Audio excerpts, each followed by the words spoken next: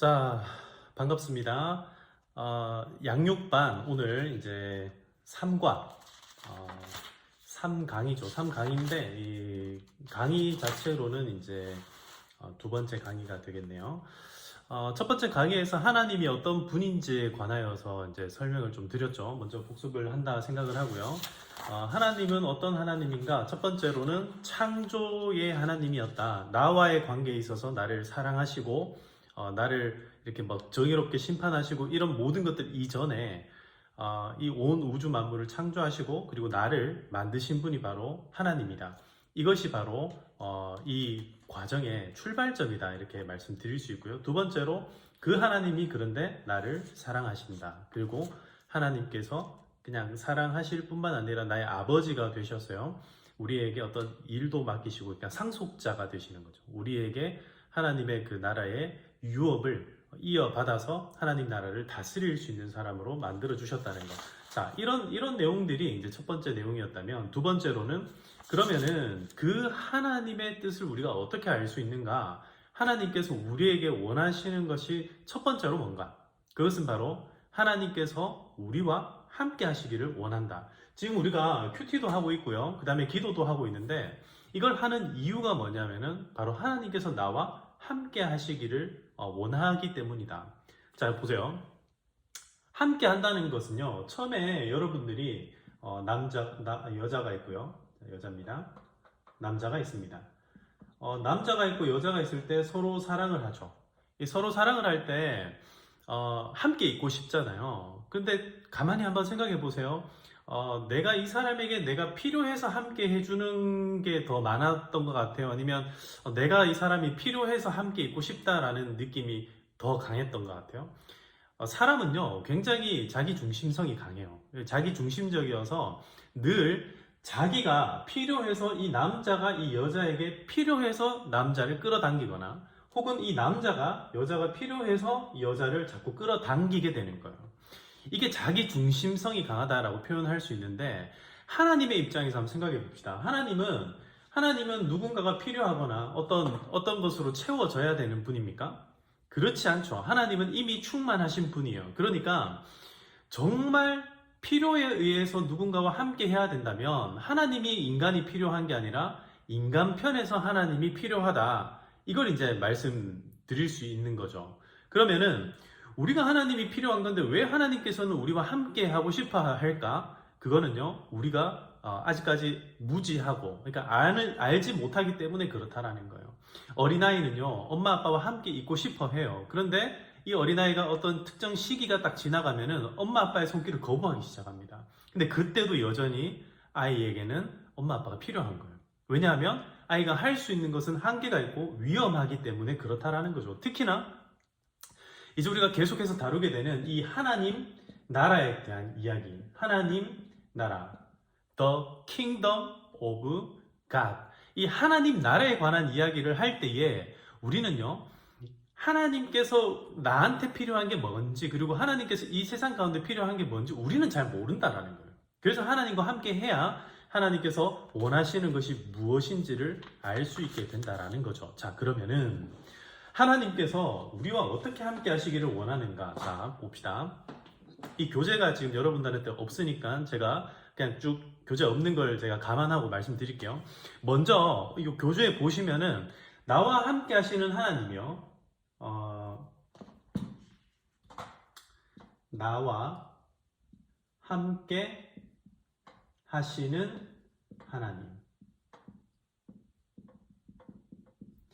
나와 함께 하시는 이 하나님께서 우리에게 첫 번째로요. 첫 번째로 야곱을 통해서 1번 야곱을 통해서 2번 여호수아를 통해서 3번 이스라엘 백성들을 통해서 우리에게 알려주시는 바가 있어요. 함께 하기를 원한다라고 말씀하시면서 근데 야곱을 통해서 살펴보면은 어떻게 말씀하시냐면 창세기 28장 15절에 내가 너와 함께 있어 네가 어디로 가든지 너를 지키고 너를 이끌어 이 땅으로 돌아오게 하겠다라고 말씀하시거든요. 내가 너와 함께 있겠다. 근데 이 함께 있겠다라고 하는 말의 배경을 살펴보면 이 야곱이요, 지금 가나안 땅에서 이게 가나안이라고 칩시다. 이 가나안 땅에 원래 살아야 되는 거잖아요. 하나님 나라가 여기니까. 그런데 이 가나안 땅에서 어떻게 되냐면 쫓겨나게 되죠. 왜 쫓겨납니까? 자기의 형이 에서가 지금 야곱을 죽이려고 하니까. 그래서 쫓겨납니다. 도망가는 거예요. 그런데 이 도망가는 야곱을 향하여서 하나님께서 말씀하시는 게 뭐냐면 걱정하지 마라.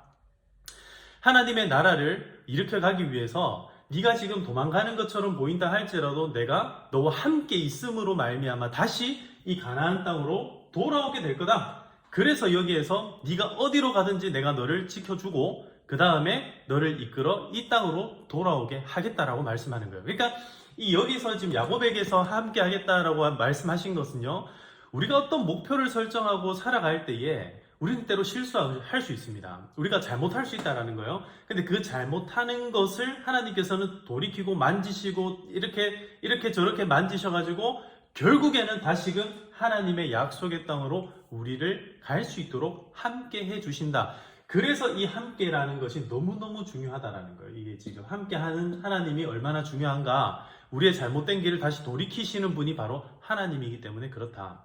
그 다음 두 번째로 여호수아와 함께 하겠다고 하신 하나님, 여호수아 1장 9절인데요. 네가 어디로 가든지 내 하나님 여호와가 너와 함께 하느니라 하시니라.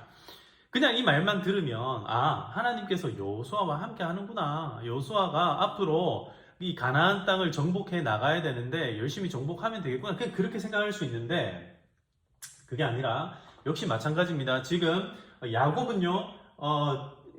아직까지 야곱은 이때만 해도 뭐 이스라엘 백성이 없었죠. 그냥 가족들을 이끌고 뭐 그냥 혼자서 다른 곳에 갔다가 하란이라고 하는 곳에 갔다가 지금 가족들을 이제 이끌고 다시 가나안으로 돌아오게 되는 간단한 여정이었다면 여호수아 같은 경우에는요.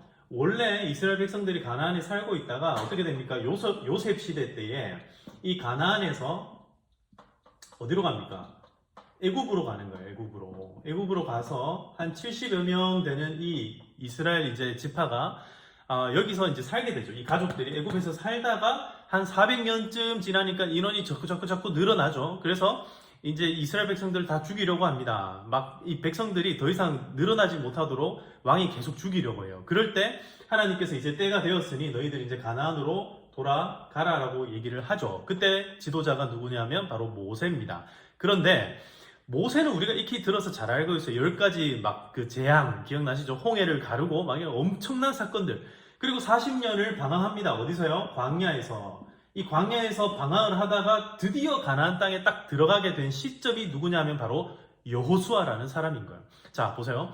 여호수아는 지금 자기가 지도자가 되었습니다. 지금 요 시점에 여호수아 우리가 방금 읽었던 1장 요 시점에 자기가 지도자가 된 거예요. 이스라엘 백성들의 지도자. 근데 여호수아 바로 앞에 지도자가 누구예요? 모세잖아요. 어마어마한 그런 위대한 지도자가 자기 바로 위의 사람이었기 때문에 여호수아는 늘 누구의 이야기를 들었냐면 바로 모세의 시종을 들었고 모세가 시키는 대로 했던 사람이 여호수아였어요. 여러분 신앙생활을요 부모님이 해서 혹은 할아버지 할머니가 해서 그래서 내가 신앙생활을 해온 분들은요 언제 두려움을 느끼기 시작하냐면 그 부모님 세대의 신앙이 꺾일 때, 즉 다시 말씀드려서 지금 시점입니다. 이게 무슨 말이냐면 그 부모님들의 신앙이 시들시들해진다는 말이 아니라 그들의 영향력이 줄어들고 이제는 내 결정과 내 의사를 통해서 내가 나의 하나님을 고백하고 나의 하나님을 따라가야 되겠다라고 생각하는 요 시기부터 우리의 신앙생활은 새로운 어떤 출발점을 맞아 들여야 된다는 사실이에요. 그래서 이 신혼 시기에 다시 신앙을 다시 출발하는 것이 너무너무 중요하다는 사실인 거죠. 그러면은 자 여호수아에게 있어서 지금 가장 중요한 게 뭐겠습니까? 이 모세의 그림자를 떠나서 진짜 나의 하나님을 만나는 것이 중요하다. 그래서 하나님께서 여호수아에게 나타나서 이렇게 말씀합니다. 다시 들어보세요.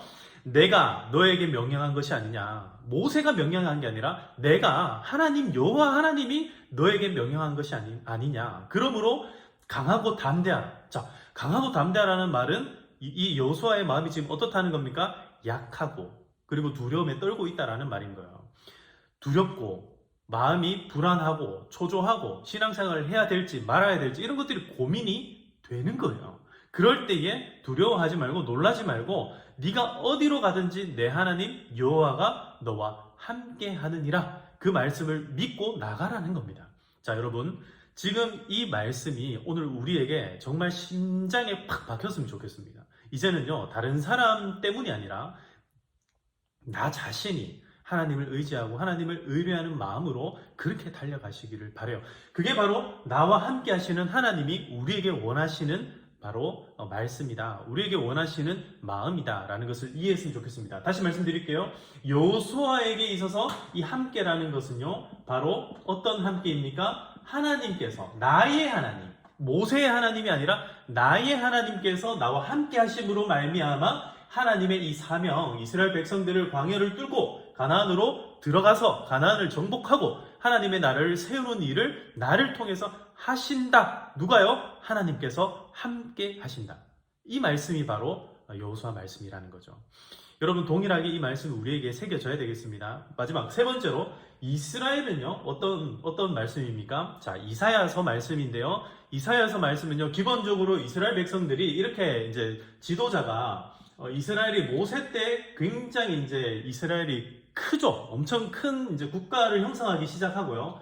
이때 이제 여호수아 시절을 지나서 여호수아 다음부터 어떤 시대가 열리냐면 사사들의 시대가 열립니다. 사사기가 이때부터 시작이 되는 거예요.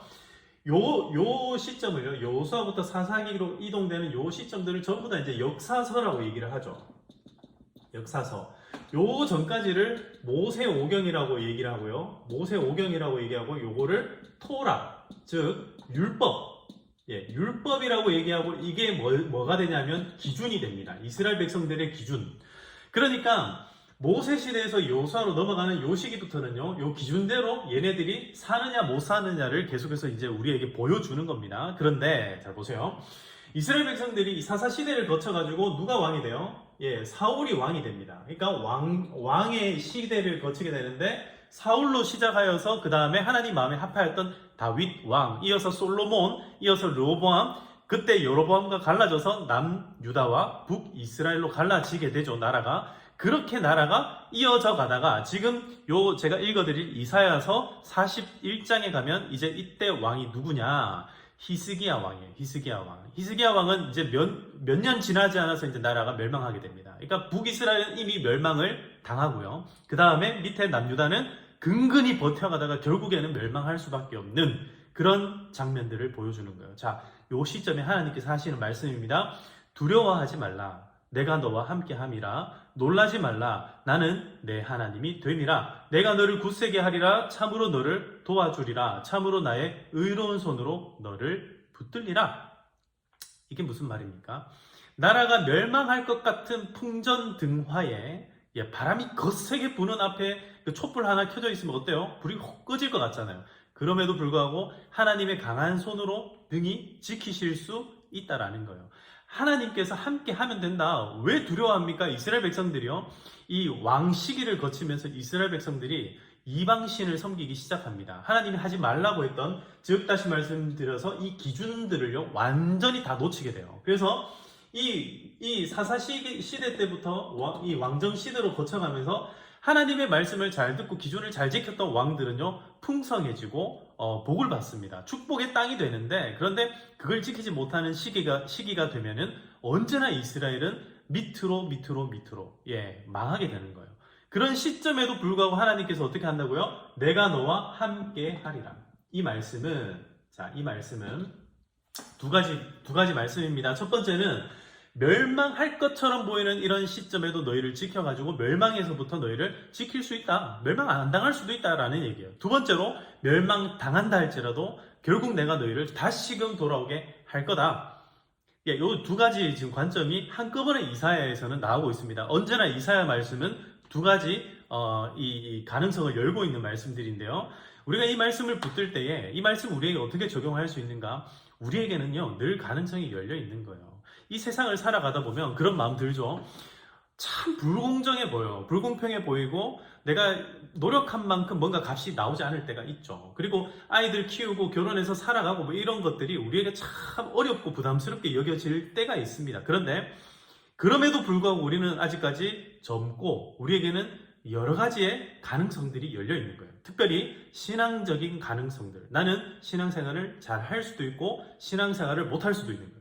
신앙생활을 잘 하면요, 세상적인 성공과 관련 없이, 세상적으로 바라보는 어떤 그런 권세와 관련 없이 하나님의 나라에서 우리가 충분히 하나님께서 원하시는 영향을 미치고 하나님께서 원하시는 일들을 해 나갈 수 있다. 고아와 과부를 돌보고 힘든 사람들을 돌보고 어려운 사람들을 돌보는 그런 사회적인 기업들을 할 뿐만 아니라, 그거는 제일 밑에 깔려있는 일들이지 그게 주 목적이 아니에요. 뭐가 목적이냐면 하나님이 하나님 되시게끔 만드는 거, 하나님이 왕으로서 그 역할을 할 수 있도록 만드는 거, 그 일들을 부여받은 우리 성도들이 목사님만 하는 게 아닌 거예요. 교회 장로님들이 하는 게 아니라 여러분들 한 사람 한 사람이 제사장이 되어가지고 한 사람 한 사람이 하나님의 말씀을 붙잡고 하나님의 말씀대로 살아갈 수 있도록 하는 것, 이게 하나님의 뜻이고 하나님의 말씀이라는 겁니다. 자, 그래서 이제 이 구약시대 때 어떤 하나님의 여러 가지 말씀들이 어떻게 됩니까? 신약시대에 이어집니다. 신약시대에 어떻게 이어지냐면 바로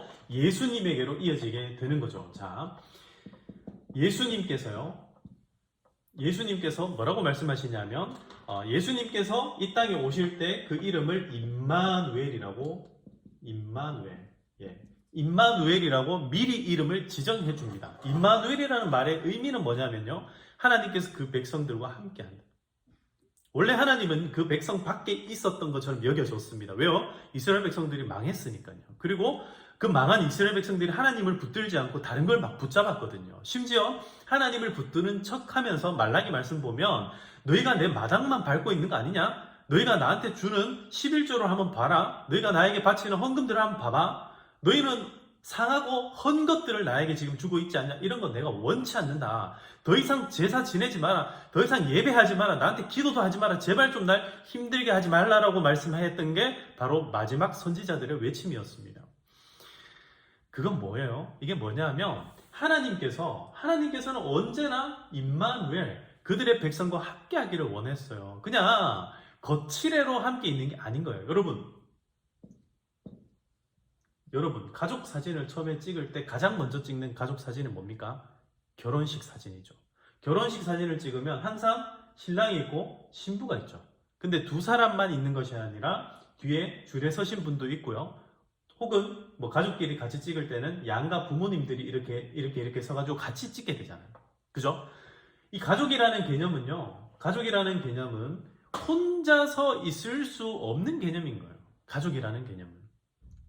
하나님의 백성도 마찬가지예요. 하나님을 떼놓고 원래 생각할 수가 없어요. 그런데 어느덧 이 이스라엘 백성들이 자꾸 하나님을 떼놓고 생각하는 거예요. 자신의 근본이요, 자신의 근원이었던 하나님을 떼놓고 자기가 홀로 있었던 것 마냥 생각을 한다라는 겁니다. 아니요, 그럴 수 없습니다. 여러분, 항상 좋은 씨를 뿌려야 좋은 열매가 나게끔 되어 있어요. 그리고 애쓰고 노력하는 것은 농부의 수고요, 노력이지만, 그러나 그것 이전에 하나님께서 그걸 자라나게 하시고 그걸 성장하게 하셔야만 거기 안에서 참된 아름다운 열매들이 날 수 있다라는 거죠. 하나님께서 드디어 결심을 하십니다. 도저히 안 되겠다. 이제는 하나님이 직접 임마누엘, 백성들 가운데 가야겠다. 안 되겠다 싶었던 거예요. 그래서 임마누엘, 예수님께서 너희와 이제는 함께 하겠다 말씀하시는 것이 바로 임마누엘이라는 겁니다. 자, 여러분, 그러므로 다시 말씀드립니다. 오늘 우리가 이 함께라는 단어를요, 다시 한번 생각해 보기를 원합니다. 함께. 누가 누구와 함께 하기를 원합니까? 하나님께서 우리와 함께 하기를 원해요.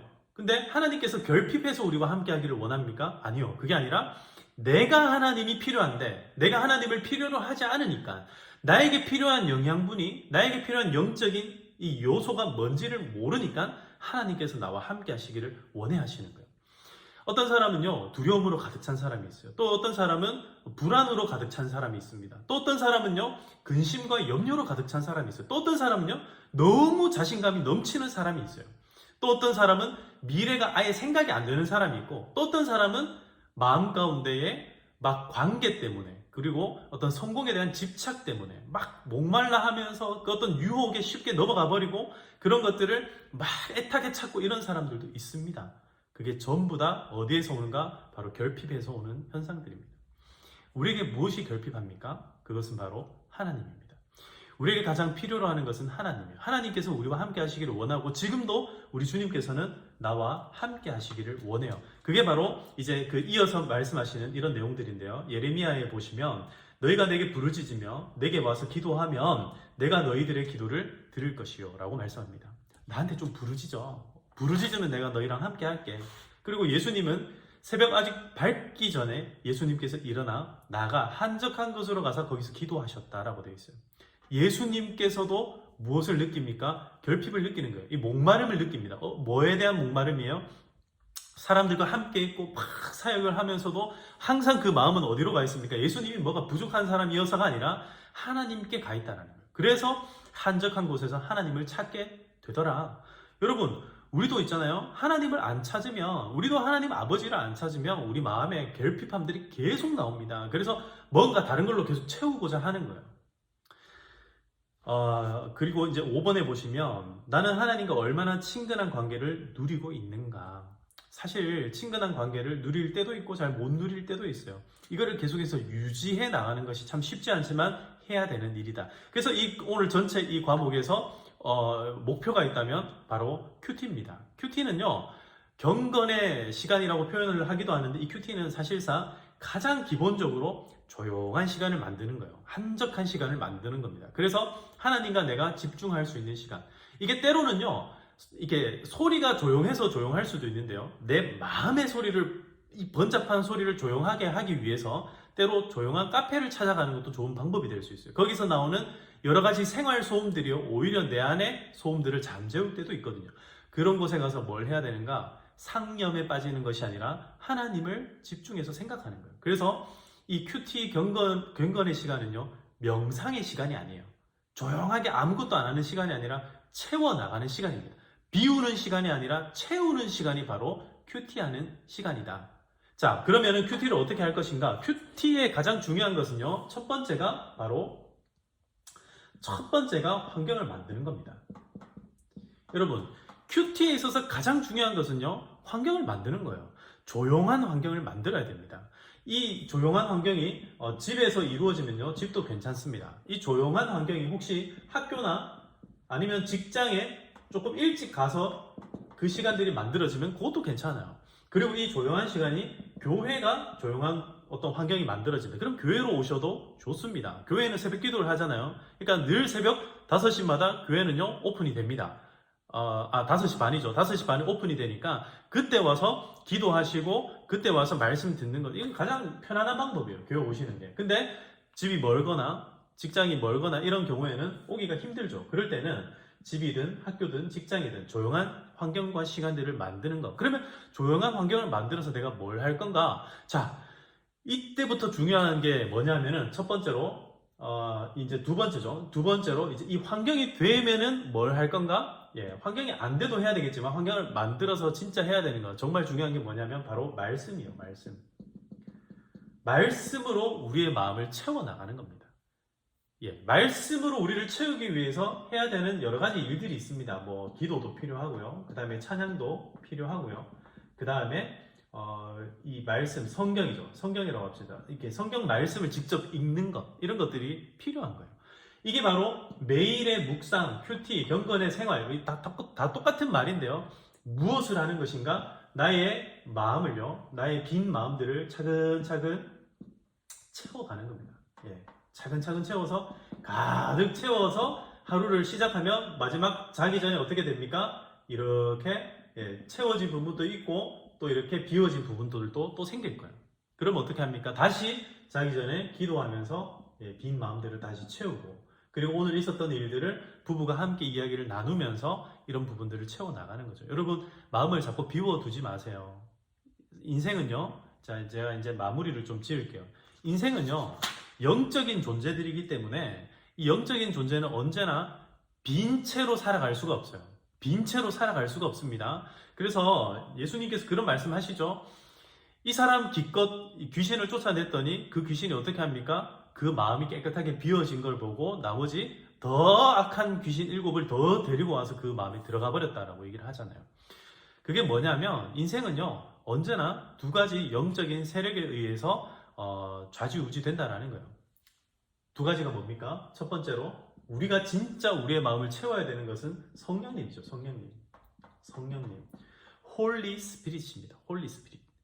거룩한 영, 하나님의 영, 예수의 영, 예수님으로 우리의 마음을 채우고 하나님으로 우리의 마음을 채우는 게 중요합니다. 그러면 이걸로 채워지지 않게 되고 그냥 비어져 있을 때 어떻게 되는가? 빈 마음으로 그냥 놔두면요, 다른 것이 와서 채웁니다. 흔히 이야기하는 악령입니다. 악령. 여러분, 이 악령에 사로잡히지 않으시기를 바랍니다. 악령이라고 해서 막 괴물 나오고 이런 걸 얘기하는 게 아니라 온갖 우리의 마음을, 우리의 생각과 우리의 정신과 이런 것들을 혼미케 만들어요. 우리를 유혹에 넘어지게 만들고 우리의 마음을 분노케 하고 우리를 어렵게 하고 갈등하게 하고, 이 모든 것들이 악령에 의한 역사들이 많습니다. 그래서 자꾸 채우세요. 이렇게 이 악령이 있다면 악령을 비워내는 방법도요, 이걸 나가라 한다고 해서 얘가 그냥 나가는 게 아니에요. 성령으로 채우면 악령이 들어올 장소가, 공간이 없어지는 거죠. 사랑하는 우리 신혼부부의 이번 또 양육을 함께 하시는 여러분들, 큐티가 이렇게 중요한 겁니다. 말씀으로 묵상하고 말씀으로 시작하는 것은요, 우리의 마음을 채워가는 과정입니다. 아까 말씀드렸죠? 함께 하시는 하나님. 야곱과 함께하는 하나님을 통해서 하나님께서는 결국에는 나를 정말 좋은 곳으로, 약속의 땅으로 나를 인도하시기를 원하는구나. 하나님께서 약속하셨어요. 반드시 내가 너와 함께 하리라. 그리고 요수아를 통하여서 사람 의지하지 마라. 모세도 의지하지 말고 오직 나를 의지하고 내가 너와 함께 한다는 것을 믿어라. 그 신뢰가 너무너무 중요하다. 우리가 이것도 배웠습니다. 그런 마음을 가지고 나와 함께 하시는 하나님을 붙드세요. 그래서 나도 하나님을 함께 하기를 원해하고, 그런 진실한 마음을 가지고 하나님께 나아갈 때 하나님께서 우리와 함께 하십니다. 그러면 우리의 생활은요, 많은 부분에 있어서 조금씩 변화하게 될 거예요. 그게 가장 먼저 표출되는 것이 바로 가정입니다. 그래서 이 가정에서 부부가 함께 서로 하는 대화를 통해서도 말 조심하시고, 그런 게 있어요. 여러분, 은혜를 많이 받으면 많이 받을수록 사람이 자신감이 회복됩니다. 그러다 보면 실수하게 돼요. 그래서 부부에게 혹은 자녀에게 말 한마디도 조심해서, 그래서 승리하시길 바랍니다. 우리가 함께 하시는 하나님을 통하여서 하나님께서 이 세상을 정말 아름답게, 멋지게 우리에게 다스려 나가기를 원하신다는 것 기억하시면서요, 큐티 생활, 경건의 생활, 이번 양육 과정을 하는 동안에, 이거는 뭐 과제라서 해야 되겠지만, 그러나 과제라서가 아니라 하루하루 말씀을 볼 때마다 하나님께서 정말 나에게 이렇게 사시기를 원하는구나 라는 것을 조금씩 마음에 채워 가시기를 바래요. 성경을요, 전체적으로 개관하고 전체적으로 알아가는 것도 필요합니다. 그러나 매일매일 조금씩 한 구절 한 구절을 가슴에 새겨 나가는 것도 너무너무 필요한 일입니다. 그래서 그 일들을 잘 하셔서 끝까지 양육을 무사히 잘 마치시고 평생의 하나님의 기쁨이 되시기를 바랍니다. 오늘도 좋은 하루 되세요. 화이팅입니다.